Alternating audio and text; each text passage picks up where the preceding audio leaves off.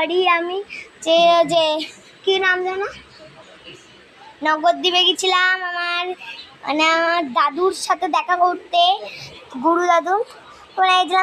Sorry আমি দেখাতে পারিনি। তো এখন ঢাকা পুরো ট্রেন, ওই কোটা বাজে এখন 7:16 বাজে, 7:30টায় ছাড়বে ট্রেন। পুরো ফাঁকা। আমি নিয়ার কাকা মা আর বাবা বাইরে বসে আছে যখন ট্রেন চাপে।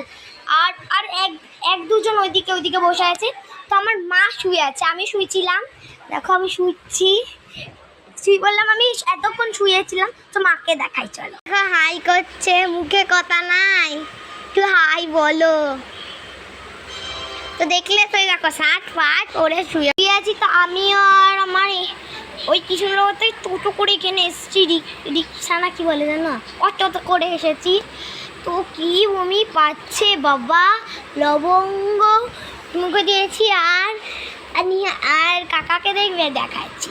কাকা দেখো কিভাবে ফোন দেখছে, লজ্জা পাচ্ছে বলতে, পালিয়ে যাচ্ছে। দেখো কিভাবে পালিয়ে দেখলে কি অবস্থা মারছে। ওই দেখো আসছে, দেখো কি করে বসে আছে। আর আমি আসার সময় একটা জিনিস কিনেছি, দেখাচ্ছি চল।